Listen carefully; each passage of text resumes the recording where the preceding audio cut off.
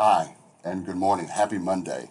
Today is Monday, February the 7th, and we've got a couple of things I need to cover with you.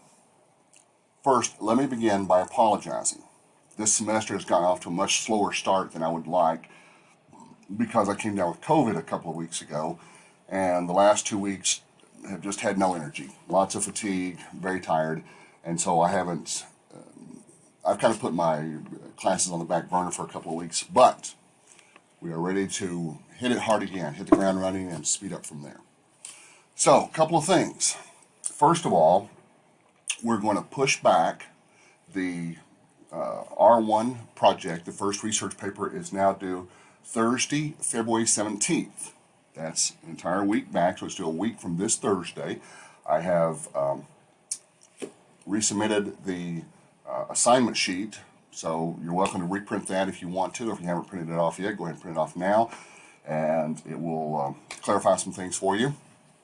Secondly, we're also going to push back the first quiz. I think the first quiz was going to be this week. We'll push it back till at least next week, and probably next Thursday. Also, there'll be a practice quiz using Proctorio, which will count for bonus points. It'll probably cover the syllabus or just general course amount of information, but I encourage you to take that and do your best on it. Everyone can use the bonus points. I also want to talk to you about your discussion posts. I'm glad to see that almost everyone is keeping up with those. Don't forget, you'll have either one or two each week.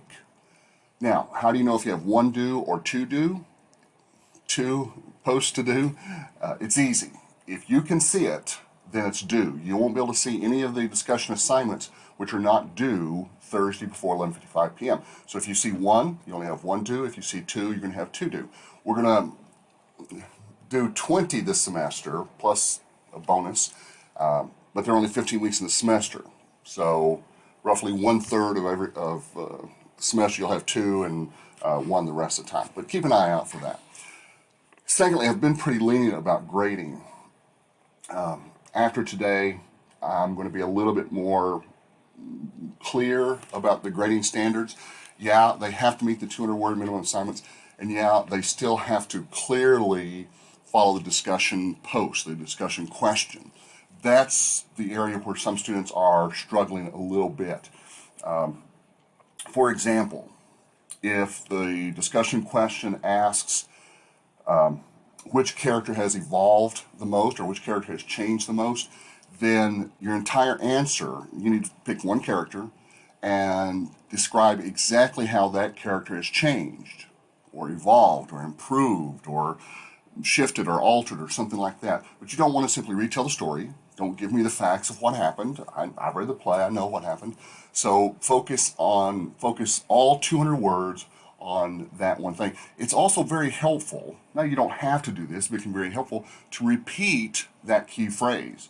If the question says, which character has changed the most, then in your answer you can say, the character that has changed the most is Prince Hamlet. Prince Hamlet changed because, yada, yada, yada. Prince Hamlet also changed because, yada, yada, yada. Another change we see in Prince Hamlet is, yada, yada, yada. So repetition is the main idea. Of course, you're welcome to use synonyms. Those are always helpful. I don't require you to use quotes in your discussion post. You can if you want to. You don't have to cite sources in your discussion post. You can if you want to. But it is helpful to you when you use the title of the play, go ahead and put that in italics. When you're talking about the prince, go ahead and call him Prince Hamlet. Kind of get used to that so it'll become easier for you on the research paper. Okay, look over everything, keep up with your reading assignments. Remember, as you read the play, Hamlet is not an easy play to read. It's pretty complex, one of his more complicated plays. Feel free to take notes, highlight, mark up, write down, summarize things in your notes.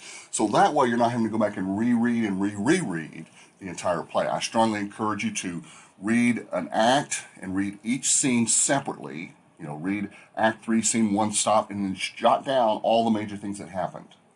You can jot down any important quotes, important soliloquies, anything like that. But yeah, take notes. can be very, very helpful. All right, if you have any questions, let me know.